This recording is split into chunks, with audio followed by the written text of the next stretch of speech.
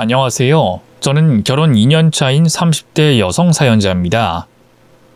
아직 한창 신혼을 즐기는 중인데 제가 주변 친구들에 비해 결혼을 늦게 한 편이라서 그런지 지금 제 결혼 생활이 너무나 만족스럽거든요.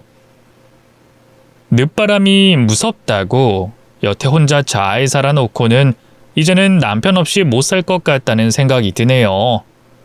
저희 남편은요, 정말 세상에서 둘도 없이 착한 사람이고 누구보다 성실한 남자예요. 제 남편이라서 그러는 게 아니라 제가 여태껏 살면서 봐온 사람들 중 제일로 노력파거든요. 저도 나름 열심히 살았다면 산 사람인데도 저희 남편 앞에서는 잴 수가 없네요. 지금도 남들에 비해 아주 여유 있는 편은 아니지만 그래도 부족하진 않다고 생각해요. 작지만 내 집도 있고 부모님께 효도하고 가끔씩 여행 다니고 할 정도는 되거든요. 그래서인지 남편은 지금 삶이 가장 행복하고 더없이 만족스럽다고 합니다. 가끔은 너무 소박하고 바라는 게 없는 남편이 욕심이 없다 생각되기도 하지만 남편의 옛날 이야기를 들어보면 이해가 가기도 해요. 이 사실 남편은 요즘 말로 흙수저라 할 법한 그런 집안에서 어렵게 자란 사람이거든요. 아무것도 없이 시작해 지금 같은 여유를 꾸린 걸 보면 참 대단하고 대견스럽죠. 시골에서 어렵게 농사 지으며 지내시는 부모님 밑에서 이남 중 장남으로 태어난 남편은 농번기마다 부모님의 일손을 돕던 착한 아들이었습니다. 새벽같이 일어나서 소 먹일 풀을 쓰고 학교 가기 전까지 일을 하다가 차비 아끼느라 자전거 타고 등교하고 그렇게 형편이 여유 있지는 않지만 가족들과 행복한 일상을 지내던 학생이었죠. 그러다 남편이 고등학교 시절 아버지께서 갑자기 돌아가시면서 남편은 하루아침에 집안의 가장이 돼야만 했습니다. 가뜩이나 넉넉지 못한 형편에 아버님은 빚까지 남기고 돌아가시면서 남편의 인생은 더 고달파질 수밖에 없었어요. 아이고, 그 양반이 이렇게 떠날 줄 누가 알았다니. 하늘도 참 무심하시지. 가뜩이나 어려운 형편에 어찌 남편마저 이렇게 일찍 데려가시냔 말이야. 앞으로 우린 뭐 먹고 산다냐? 당장 현석이 학사금 낼 돈도 없으니 이걸 어떻게 하면 좋니? 아니 그게 문제가 아니지. 공부를 계속 시킬 수나 있겠니?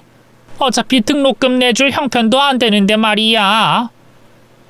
어머니 걱정하지 마세요. 어차피 저도 몇 달 뒤에 20살 성인이고 제가 나가서 돈 벌어오면 되죠. 제가 노력하면 우리 세 식구 먹고 살 걱정은 안 해도 될 거예요. 그리고 현석이 학비는 걱정하지 마세요. 제가 현석이 끝까지 책임질 테니까요. 아버지가 살아계실 때까지만 하더라도 남편은 대학에 진학할 생각이 있었다고 했어요. 일손 도우면서도 열심히 공부해서 성적도 나쁘지 않았고 농대에 가서 품종 개량을 연구하고 싶은 꿈도 있었다고 하더라고요. 하지만 고3 시절 아버지를 갑작스럽게 떠나보내게 된 남편은 급격히 어려워진 집안 사정 탓에 그 꿈을 접어야만 했습니다. 아버지의 빈자리를 장남인 자신이 채워야겠다는 막중한 책임감을 가지고 있었던 거죠. 그렇게 남편은 대학도 포기하고 곧장 생활전선에 뛰어들어 가장 노릇을 하며 동생의 뒷바라지까지 했습니다. 집안 형편이 아무리 어렵고 자신도 꿈을 접을 수밖에 없었더라도 동생의 꿈만은 이루어주고 싶었다고 하더라고요. 게다가 어려서부터 몸이 약했던 시동생이 공부는 곧잘 했었고 남편은 그런 동생이 언젠가 꼭 대단한 사람이 될 거라 확신했다고 말했어요. 그래서 어중간한 자신보다는 똑똑한 동생이 마음 편히 공부할 수 있게 하는 것이 식구들 모두를 위한 일이라 생각했답니다. 그렇게 남편은 공장이며 공사판이며 굳은 일 가리지 않고 여기저기 닥치는 대로 일을 해 돈을 벌었고 그렇게 번 돈으로 동생을 의대까지 보낼 수 있었습니다. 그리고 그렇게 번듯한 전문직 종사자가 된 시동생은 피부과를 전공하고 지금은 강남에서 피부과를 운영하며 아주 잘 지내고 있어요. 안정된 직업 덕분인지 시동생은 주변에서 선자리도 많이 들어왔고 주변에 여자도 많았던 덕분에 형보다 일찍이 결혼을 하게 됐죠. 그렇게 시동생이 의사가 되며 시댁 형편은 전보다 많이 나아졌고 그 사이 남편도 일용직 떠돌이 생활을 접고 한 곳에 자리를 잡아 직장 생활을 하며 보통 사람들처럼 여유를 가질 수 있었습니다. 하지만 남편은 고생 끝에 번듯하게 살게 된 후에도 오랫동안 결혼을 하지 않았어요. 형의 결혼을 먼저 기다리던 동생이 30대 나이에 결혼을 하는 동안 남편은 미혼으로 마흔을 바라보고 있었죠. 이제 살만해졌으니 결혼 생각이 날 법도 했지만 여전히 자신의 인생보다 가족들을 생각하던 남편은 결혼이 자신에게 사치라고 생각이 들었답니다. 동생 뒷바라지에서 잘나가는 피부과 의사 만들어 장가까지 보냈으니 이제 홀로 남은 어머니를 자기가 모셔야겠다 생각했더라고요. 안타깝게도 직장 때문에 떨어져 지내고는 있었지만 남편은 매주 주말마다 시골에 계신 어머니를 찾아가 챙길 만큼 홀어머니에게 지극정성인 효자였습니다. 근데 그런 효자를 이해해줄 여자가 몇이나 될 것이며 자신이 가정을 꾸리면 어쩔 수 없이 어머니에게 소홀할 수밖에 없을 거라는 걱정에 먼저 장가간 동생 대신 자신이 어머니를 챙기겠다고 결혼도 마다하고 노총각 신세를 자처했던 거였죠. 정작 어머니는 장가 못 간 장남 때문에 소가리를 하고 계신 줄도 모르고 말이에요. 그러다 저를 만나면서 독신으로 살겠다는 계획도 어그러졌지만요.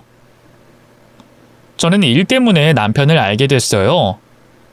남편은 저희 회사 생산 거래처의 담당자였고 당시 막 진급을 하며 업무 부담이 막중했던 저를 물심양면으로 도와줬던 게 바로 남편이었어요. 어떻게든 꼭 생산을 해야만 하는 상황에 다른 공장들에서는 기한이 빠듯하다며 일을 맡기를 꺼려했고 젊은 담당자가 못 믿어온지 말도 제대로 들어주려 하지 않더라고요. 그런데 그때 너무 감사하게도 남편이 다니던 회사에서 일을 해주시겠다고 하더라고요. 그리고 남편이 담당자로 제 업무를 도왔고 야근까지 하며 혼자 고생하던 저를 정말 많이 도와줬어요. 뭐 그렇게 해봐야 그 사람한테 별로 이득도 없었을 텐데 말이에요. 저를 도와야 할 이유가 없는데도 힘들어하는 제가 안쓰럽다며 끝까지 저를 도와준 그 사람이 너무 고마웠죠. 그렇게 인연이 된 후로 저는 은혜를 갚겠다는 핑계로 남편을 자주 만나게 됐습니다. 틈만 나면 술 한잔 하자, 밥 한번 먹자며 제가 남편을 귀찮게 쫓아다녔어요. 당시에는 저도 제 마음을 몰랐지만 아마 그때부터 제가 남편을 좋아했었구나 싶네요. 그렇게 저는 5살 차이 나는 남편에게 애정 공세를 퍼부었지만 노총각에 결혼 생각 없던 남편은 저를 밀어내기만 했어요. 한없이 잘해주고 다정하던 사람이 거절을 하니 더 속상하더라고요.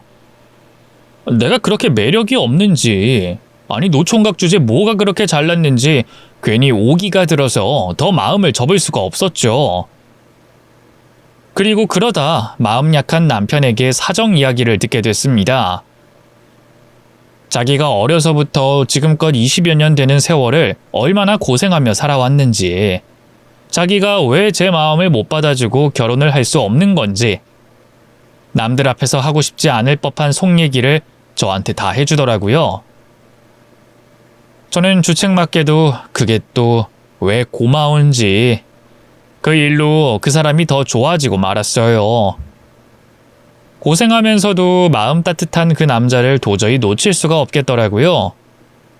그래서 저는 남편을 붙잡기 위해 시댁살이도 감수할 수 있다며 효자 남편을 이해하니 일단 만나라도 보자고 설득을 했죠. 아마 저희 부모님이 들으셨으면 기함하셨을 얘기겠지만 그땐 그만큼 남편이 좋았습니다. 남편보다 잘나고 멋진 남자들은 더 만날 수 있을지 모르겠지만 그만큼 속 깊고 좋은 사람은 더는 못 만날 것 같다 싶더라고요. 가뜩이나 제 주변에도 조건만 보고 결혼했다가 1, 2년 만에 이혼한 사람이 수두룩한 탓에 저도 결혼에 대해 부정적인 인식이 더 많았거든요. 그래서 30 넘어서까지 결혼 생각이 없었던 거죠. 근데 그런 제가 남편을 알게 되면서 처음으로 결혼 생각을 하게 됐으니 저한테는 남편과 결혼하지 않으면 제 인생에 결혼은 없을 것 같았어요. 알겠으니까 당장 결혼하자고는 안 할 테니까 우선 만나나 봐요. 만나보다가 괜찮다 싶으면 결혼까지 하고요. 나 시어머니 모시고 살 수도 있고 며느리 노릇 잘할 자신 있어요. 현철 씨도 나 옆에서 지켜봐서 알겠지만 내가 워낙 요령 없이 열심히 하는 사람이잖아요. 그러니까 며느리 노릇도 하면 잘할 거예요. 그렇다고 그렇게 쉽게 얘기하면 안 돼요. 저는 남의 집 귀한 따님 데려다가 고생시키고 싶은 마음 없고 그렇다고 가여운 저희 어머니 내버려 둘 수도 없어요. 저도 은재 씨가 좋은 사람인 거 알고 마음도 가지만 어떻게 내 욕심만 부리겠어요. 제가 시집살이라도 하겠다고 그렇게 말을 하는데도 남편은 남의 집 귀한 딸을 고생시킬 수 없다며 염려했습니다. 다른 집 효자들이면 시집살이마저 자처한다는 여자를 마다할 일 없었을 텐데 바보같이 착한 그 남자는 자기 짐을 나눠주기 미안하다며 끝까지 노총각으로 살려고 하더라고요. 하지만 저도 어디 가서 고집으로 지는 사람이 아니었던 탓에 결국 저희는 연애 1년 만에 결혼까지 하게 됐습니다. 남편을 놓칠 수 없던 제가 끝까지 발목을 붙잡았거든요. 그리고 드디어 남편이 그리 걱정하고 챙기던 홀 시어머님을 만나게 됐죠. 솔직히 어머님을 뵙기 전에는 저도 걱정도 있었어요. 남편을 꼬시려고 시집살이도 문제 없다 말했지만 혹시나 시어머니가 저를 마음에 들어하지 않으시면 어쩌나, 며느리 구박하는 시어머니라면 어쩌나 싶었거든요. 아무리 제가 잘한다고 해도 그건 제 노력만으로 되는 일이 아닌데 이러다 괜히 고부 갈등이 벌어져 효자 남편과도 멀어지면 어쩌나 걱정이 될 수밖에 없었죠. 자식에게 좋은 부모라고 며느리에게까지 살가우라는 법은 없으니까요. 그런데 직접 만나 뵙게 된 시어머니께서는 제 그런 걱정을 단숨에 깨트려 주신 누구보다 다정하고 좋으신 분이셨습니다. 어머님, 안녕하세요. 처음 뵙겠습니다. 저는 현철 씨랑 만나고 있는 양은주라고 합니다. 아이고, 먼 길 오느라 고생했어요. 세상에. 사진으로 봤던 것보다 훨씬 곱네. 어쩜 이렇게 예쁜 아가씨가 우리 아들을 만나줬을까 그래? 너무너무 고마워요, 은주 양. 이런 귀한 손님이 온다는데도 차린 게 별로 없어서 어쩌나 모르겠네. 내가 시골에서 혼자 사는 노인네라 집이 좀 누추해요. 그래도 예비 며느리 인사하러 온 데서 몇 날 며칠 치웠는데 아무래도 도시 살던 아가씨가 보기엔 지저분하겠다 싶어서. 그래도 방석은 새로 산 거니까 편히 앉아요. 평생 시골에서 농사 지으며 소박하게 사신 시어머니가 제가 온다는 이유로 일주일 동안 집 청소를 하시고 추운 날씨에 매일매일 환기를 하셨다는 말을 듣고 하마터면 눈물이 날 뻔했어요. 제가 뭐라고 저 하나 온다고 이렇게까지 하시나 싶어서 솔직히 감동스럽더라고요.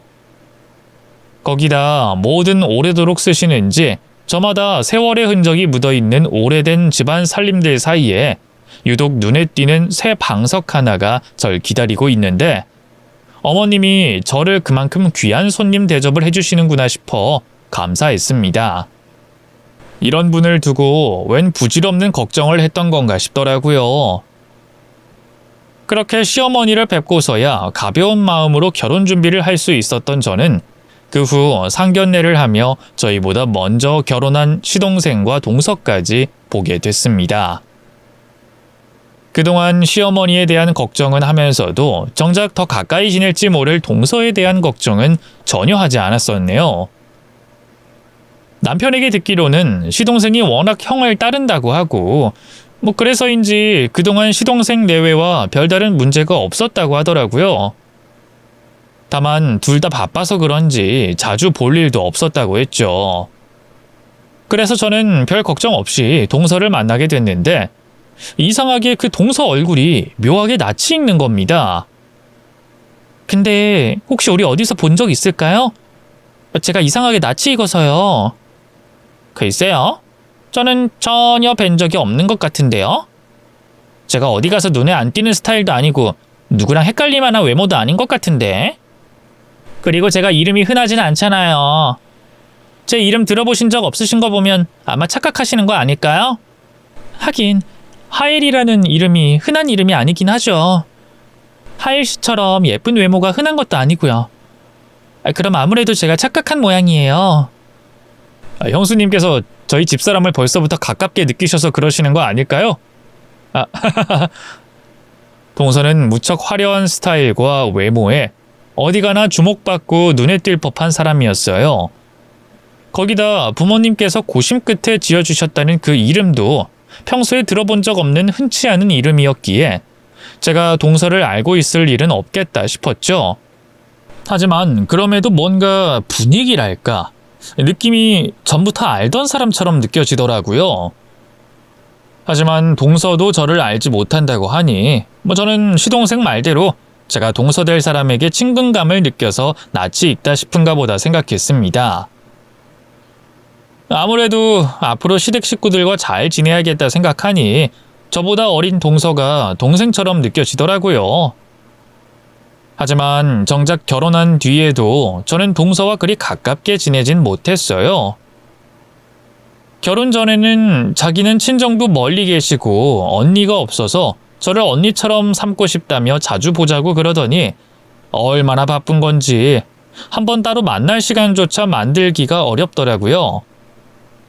평일에는 전화 남편이나 직장 생활하느라 바빠서 짬이 안 나고 그러다 주말에 시댁에서 만나자고 하려니 시동생 내가 바쁘더라고요. 피부과 운영하는 시동생 바쁜 거야 이해한다고 하는데 집에서 살림한다는 동서마저 매 주말마다 어딜 그렇게 다니는지 해외며 지방이며 동서는 늘 바빠 보였어요. 그렇다고 제가 동서가 의사 남편 만난 덕분에 놀고 먹는다고 생각하고 안 좋게 봤던 건 아니었어요. 동서가 직업 활동이 없는 건 맞지만 그렇다고 동서가 시동생 재력에 기대어 살 만한 사람은 아니었거든요. 저는 뵙지 못한 사돈댁이지만 동서의 부모님께서는 해외에서 사업을 하시는 분들로 친정에 무척 여유가 있다고 들었습니다.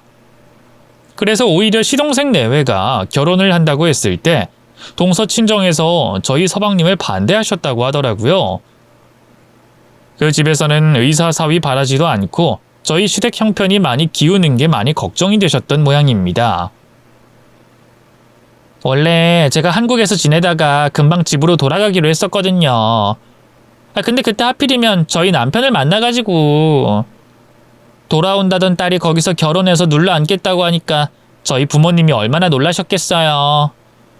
그래서 대체 얼마나 대단한 사윗감인지 기대를 하셨을 텐데 계룡남이라는 얘기를 들으시고 반대하시더라고요.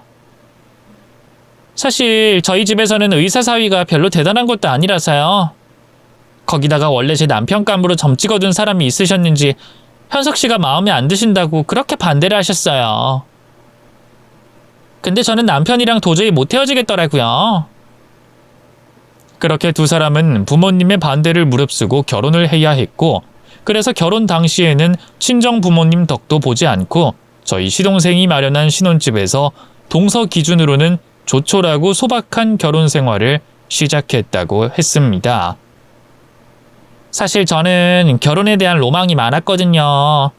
최소한 호텔 결혼식 정도는 할 줄 알았는데 현석 씨가 당시엔 모아둔 돈이 그리 많지 않아서요. 개원하느라 있는 돈 다 쓰고 신혼집도 전세로 겨우 구했다는데 제가 거기다 대고 호화 결혼식 얘기를 어떻게 꺼내겠어요. 그리고 저희 남편이 워낙 없이 살았잖아요. 아무튼 그래서 아쉬웠지만 그래도 사랑으로 이겨낼 수 있었죠. 다행히 그 뒤로 결국 살림까지 차려버린 딸을 용서해 주셨던 건지 동서도 지금은 친정과 다시 연락을 주고받는다고 했습니다. 하지만 친정 부모님이 사업 때문에 전 세계를 돌아다니시느라 워낙 바쁘시고 병원 운영하는 시동생도 여력이 되지 않아서 친정 부모님이 한국에 들어오셨을 때 한 번 만났던 것 빼고는 그 후로 뵌 적이 없다고 하더라고요. 가끔씩 동서만 짬을 내어 친정 부모님 댁에 다녀왔다고 했죠. 저 혼자 친정 갈 때마다 남편이 그렇게 미안해 하더라고요. 저도 남편이 같이 가주면 좋지만 남편이 병원을 비울 수가 없으니 어쩌겠어요. 서운해도 제가 이해해야죠. 제 입장에서는 또 뭘 그런 걸로 서운해하나 생각했지만 동서가 워낙 곱게 큰 사람이라 그런가 보다 싶었어요. 제가 본 동서는 손에 구정물 한번 묻혀본 적 없는 부잣집 공주님 그 자체였거든요. 그래서 시어머니도 동서를 많이 어려워하시는 듯 했고 시동생 역시 모자란 자신에게 시집와준 동서에게 늘 고마워하는 듯 했습니다. 처갓집 반대를 무릅쓰고 결혼을 한 것도 죄송한데 자기가 바빠서 매번 친정에 혼자 보내는 게 미안한 건지 그래서 평소에는 웬만해서는 동서가 바라는 걸 다 들어준다고 하더라고요. 그런 동서가 제 눈에는 철없어 보이기도 했지만요. 근데 동서는 아직 아이 생각 없어? 두 사람 결혼한 지 몇 년 됐잖아. 글쎄요. 저희는 아직도 신혼 같아서요.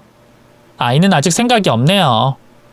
그리고 솔직히 저 임신하는 거 자신 없어요. 아니 뭐 친정 부모님이라도 근처에 계시면 모르겠지만 전 어디 도움받을 사람도 없는데 제가 어떻게 아이를 낳아요? 그렇다고 시골 계시는 시어머니 도움 받을 수도 없고요. 남편은 슈터라도 쓰자고 그러지만 전 남의 손에 애 키우고 싶지 않아서요. 그래서 아직 고민 중이에요.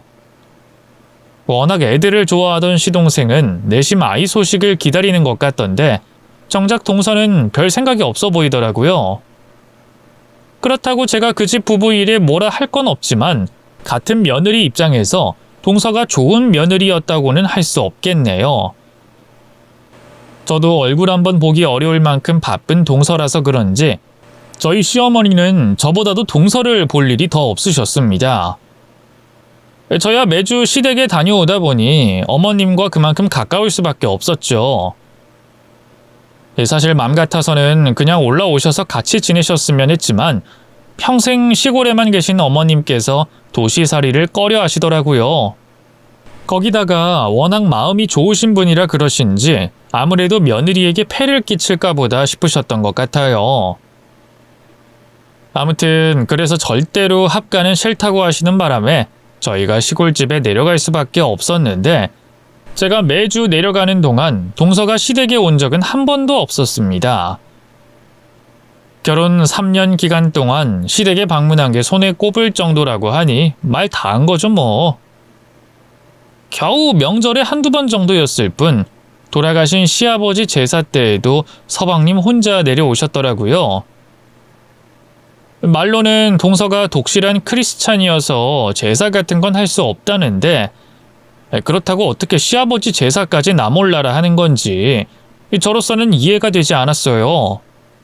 동서가 제사 음식 돕지 않아서 밉다는 게 아니라 적어도 돌아가신 아버님 앞에 예의는 차려야 된다 생각했거든요. 근데 와서 묵례하는 것조차 싫다는 건지 동서는 매번 제사 때마다 불참이었죠. 다행히 마음 좋은 시어머니는 그런 걸 신경 쓰지 않으시는 것 같았지만 저는 그런 동서가 좋게만 보이진 않았어요. 하지만 제가 싫다고 해서 뭐 어쩌겠어요.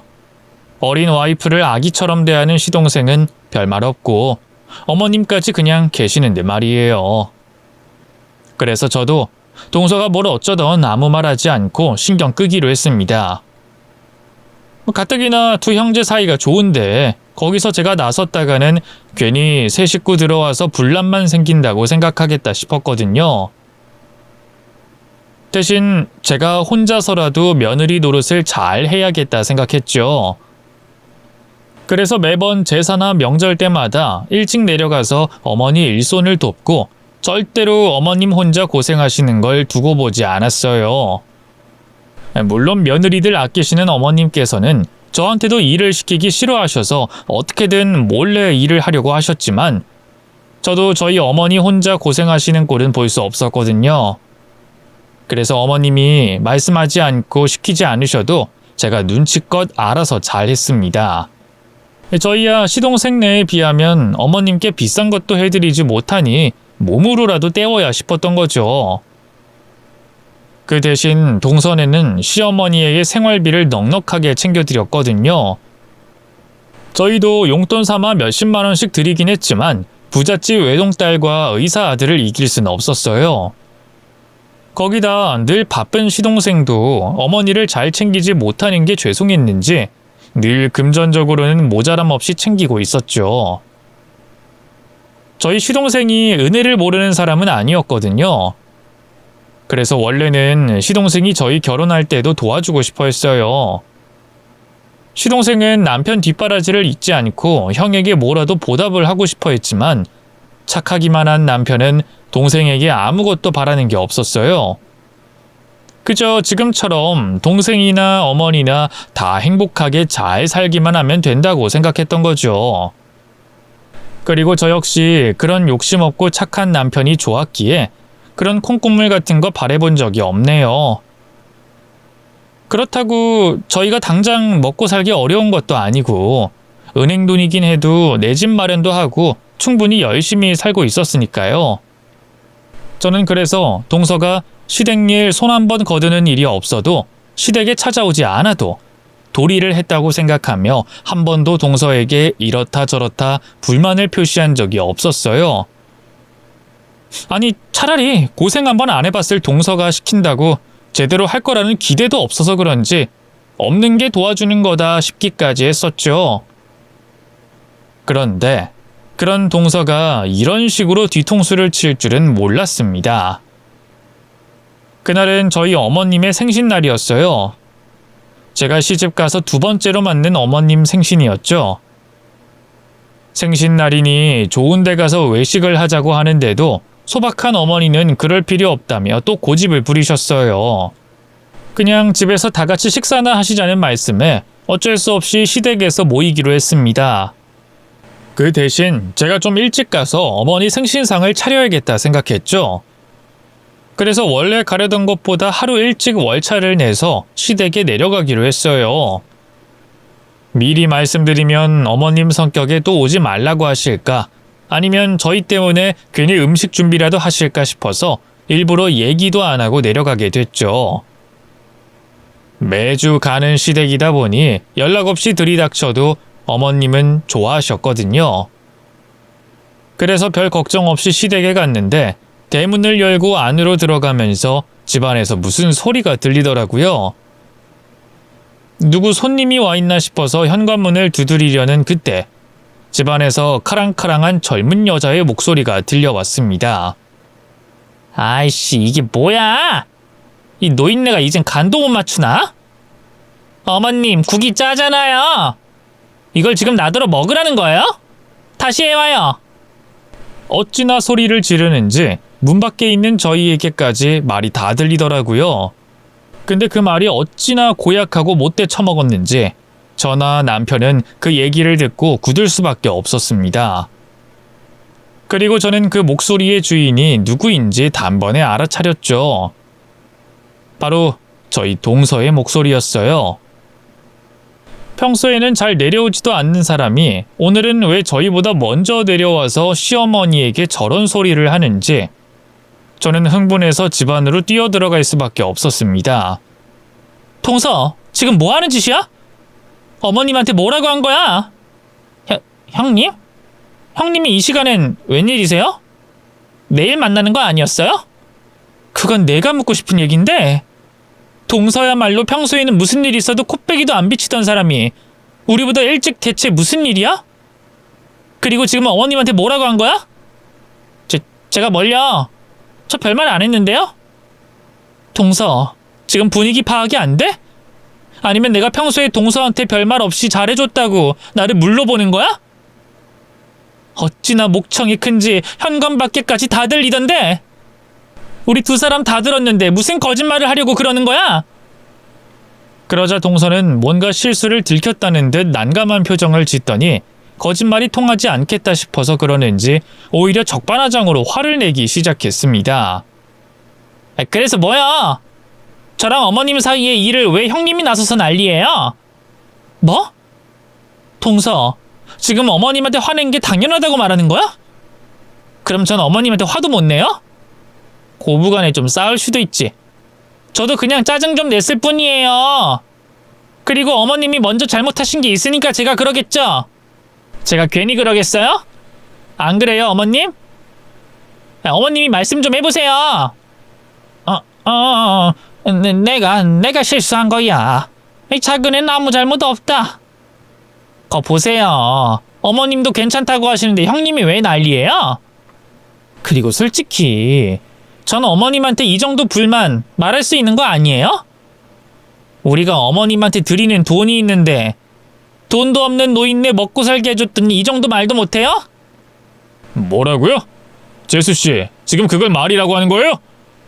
그럼 지금껏 그런 생각으로 어머니를 대했던 거예요? 재수씨 이러는 거 현석이 그놈도 압니까? 아이고 그만해라. 난 정말 괜찮다니까.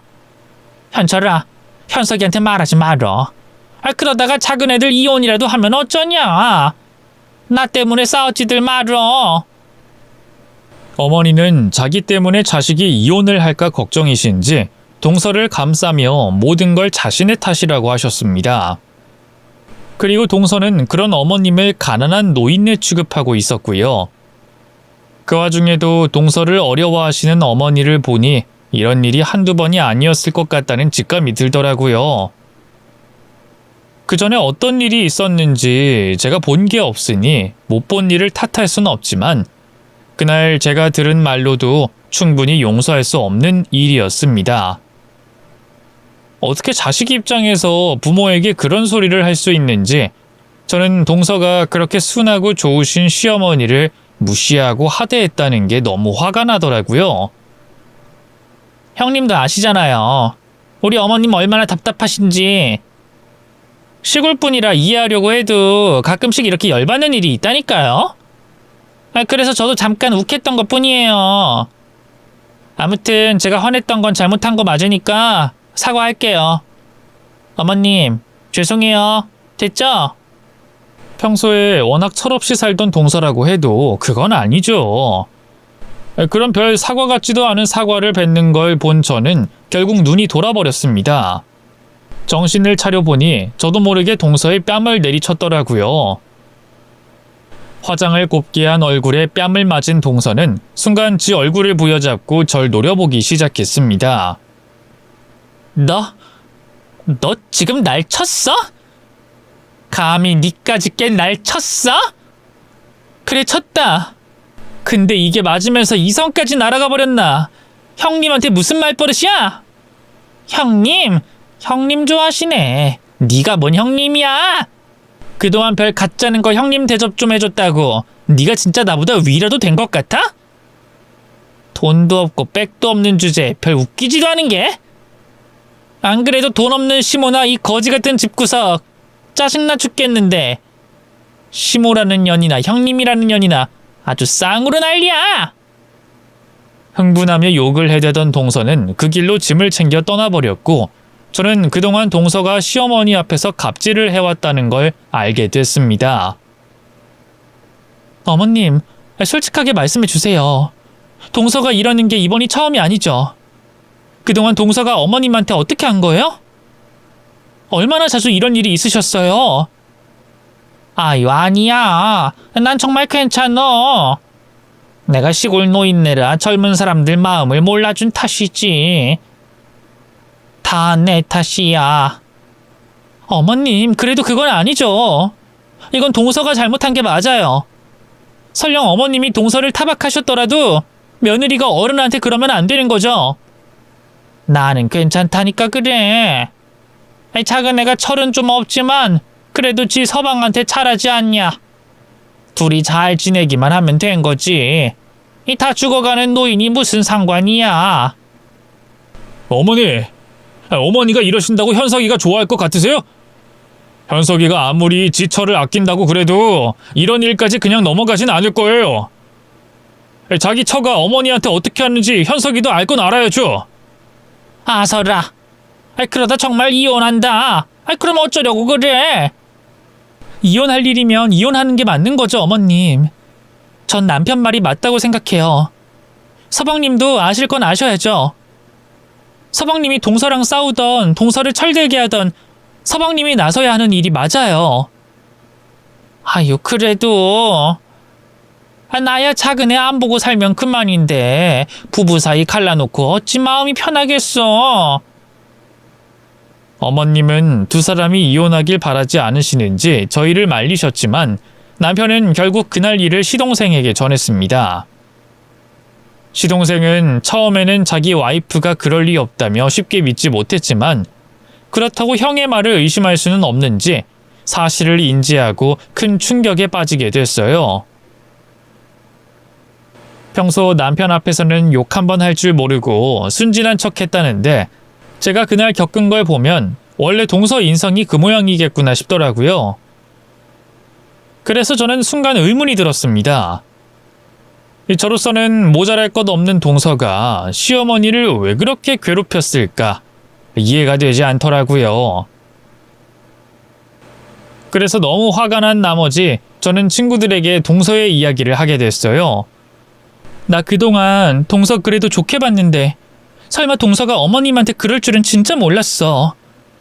심지어 어머님도 다 말씀하시진 않으시지만 그런 일이 처음도 아닌 것 같더라고. 우리 시어머니가 가난한 시골 노인이라고 얼마나 무시를 하는지 나는 그동안 어머님이 동서 어려워하시는 게 자주 못 봐서 그러시는 줄 알았는데 어머님은 눈치를 보고 계셨던 거야. 하긴 평소에 얼마나 무시를 했으면 시어머니 면전에다 대고 그런 소리라니. 난 정말 동서가 미친 줄 알았다니까. 대박이다 정말. 시어머니한테 괴롭힘 당하는 며느린 봤지만 시어머니 괴롭히는 며느리는 또 처음 봤네. 아니 대체 어떻게 생겨먹은 물건이길래 그러는지 한번 얼굴이라도 보자. 근데 그때 친구 한 명이 동서 얼굴이 궁금하다고 하더라고요. 그 친구는 성형외과 실장을 하는 친구였는데 아쉽게도 당시 임신 중이라 저희 결혼식에 참석하지 못한 친구였습니다. 그래서 동서 얼굴을 보지 못해서 궁금했겠다 싶어서 별 생각 없이 동서 사진을 보여줬어요. 근데 그 친구가 동서 사진을 유심히 들여다보더니 깜짝 놀라며 얘기를 꺼내는 겁니다. 잠깐만, 나 이 여자 아는 것 같은데? 그게 무슨 말이야? 우리 동서를 안다고? 어떻게? 아니, 우리 병원에서 수술한 환자 같아서. 잠깐, 이 여자 이름 뭐야? 이름이 독특해서 이름 들으면 금방 알걸? 이하엘. 맞네, 맞아. 그래, 이 여자 우리 병원 왔던 여자 맞아. 뭐라고? 그럼 동서가 너희 병원에서 성형을 했었다는 거야? 나한텐 타고난 자연미인이라고 그랬는데? 티도 안 나고. 우리 원장님 실력 좋으시잖아. 우리 병원에서 수술하면 다 자연인 줄 알아. 근데 내가 이 얼굴 잊을 순 없지. 수술 받을 때도 얼마나 진상이었는데. 얼굴 돌려깎기부터 눈, 코, 입 다 하면서 DC 안 해준다고 난리 부리더라니까. 돈 없으면 성형을 하지 말던가. 하여간 어지간히 진상이었어.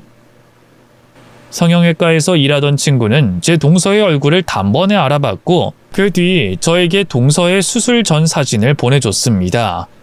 자연 미인이라던 동서가 성형을 했다는 것도 놀라운데 그것보다 더 놀라운 일이 벌어졌어요. 동서의 과거 사진이 분명 제가 아는 얼굴이었거든요. 세상에, 아니 어떻게 이럴 수가 있지? 왜 그래? 무슨 일 있어? 여보, 이걸 어쩜 좋아? 아무래도 서방님 사기 결혼 당한 모양이야. 그게 무슨 말이야? 사기 결혼이라니? 재수씨가 우리 현석이한테 사기를 쳤다는 거야? 그래, 동서가 거짓말했어. 동서 이름도 얼굴도 전부 가짜라고. 해외에서 사업하시는 든든한 친정을 둬 모자람 없이 자랐다던 이하엘. 그 여자의 본명은 이금주였습니다.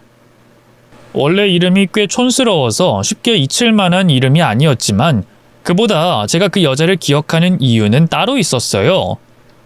바로 그 여자가 저희 동네에서 아주 유명했던 양아치였거든요. 중학교 시절부터 이금주는 동네에서 모르는 학생이 별로 없던 불량 학생이었습니다. 남자들 오토바이 뒤에 타고 다니며 술, 담배에 절도와 폭력까지 비행으로 아주 유명한 아이였죠. 조용한 학생이었던 저는 저보다 어린 그 애와 엮일 일은 없었지만 그 애가 얼마나 대단했는진 익히 알았죠. 그러다 어느 날 소년원에 들어갔다는 소문이 돈 이후로 동네에서 보이지 않았는데 아마 그때 이후로 이름을 바꾸고 성형까지 해서 새 인생을 살았던 모양입니다. 그리고 조건 좋은 남자를 꼬셔서 결혼을 했겠죠. 그런데 하필이면 왜 저희 시동생이었는지 어쩜 이렇게 세상이 좁은가 싶어 그 사실을 알고도 믿어지지 않더라고요. 순진한 시동생은 동서를 이하엘로 철석같이 믿고 있을 텐데 이 일을 어떻게 알려야 할까 싶었어요. 결국 저와 남편은 충분한 검증과 상의 끝에 시동생에게 동서의 정체를 밝혔고 시동생은 엄청난 충격을 받을 수밖에 없었습니다. 그럼 지금껏 내가 알던 내 와이프가 사실은 내 와이프가 아니었다고요? 이하엘이 아니라 이금주라는 사람이었다고요? 이런 얘기 전하게 돼서 죄송해요, 서방님. 근데 동서가 성형한 병원에서 직접 확인까지 했으니 아닐 일은 없을 거예요. 형수님이 죄송하실 일은 아니죠. 애초에 제가 바보같이 속아서 이런 일이 벌어진 건데요. 제가 바보같이 그 말을 다 믿는 바람에 결국 가족들한테 피해를 주고 이런 일을 만들었네요. 자책하지 마, 현석아. 이름부터 얼굴까지 싹 다 바꾸고 사람들 속이고 다녔던 모양인데 작정하고 속인 걸 현석이 너라고 별 수 있었겠니? 어쩌다 이런 일이 벌어졌는지 답답했지만 시동생도 전혀 알 길이 없었다고 했습니다. 한 번이었지만 해외에서 사업하신다는 장인 장모를 본 적도 있었고 평소 동서가 쓰는 돈 씀씀이를 보면 친정이 부자라는 말을 믿을 수밖에 없었다고 하더라고요. 동서는 친정에서 받은 용돈으로 명품들을 사고 해외여행을 다니고 친정 부모님이 해주셨다며 비싼 외제차까지 뽑았다고 했어요. 그렇게 겉으로 보여진 것들이 있다 보니 같이 사는 시동생도 동서를 전혀 의심할 수 없었던 겁니다. 그런데 나중에 알고 보니 그것 또한 어마어마한 비밀이 숨겨져 있었더라고요. 야, 은주야, 너희 동서 있잖아. 알고 보니까 인터넷에서 엄청 유명한 인플루언서였더라. 나도 몰랐었는데 최근에 누가 보여줘서 알게 됐거든. 이 여자가 자기 남편은 피부과 의사고 자기 부모는 사업가라면서 재력을 과시하고 다니면서 유명해졌더라고. 그 덕에 옷도 팔고 효소도 팔고 이것저것 공구해서 번 돈도 꽤 되는 모양이야. 알고 보니 저희 동서가 인터넷에서 아주 유명한 스타였더라고요. 저희를 속인 것처럼 사람들을 속여서 대단한 재력가인 양 물건을 팔고 돈을 벌었던 모양입니다. 그제서야 저는 부자 친정을 사칭한 동서가 무슨 돈으로 사치를 하고 다녔는지 깨달았어요. 동서의 추악한 진실을 알게 된 시동생은 고민할 것 없이 바로 이혼 소송을 진행했습니다. 동서는 끝까지 아니라며 발뺌을 하려고 했지만 이미 너무 많은 증거들 때문에 그 말을 믿을 사람은 아무도 없었어요. 아마 자기도 이제는 더 이상 숨기지 못할 거라 생각했을 거예요. 제가 알던 동창의 도움으로 동서의 진짜 친정 부모님까지 알아냈거든요. 그분들은 자기 딸이 어디 가서 죽었는지 살았는지도 모르고 사신다고 하던데 정작 자신은 가짜 부모를 내세워 남의 가족들까지 상처 주고 있었네요. 그렇게 두 사람은 이혼을 하게 됐습니다.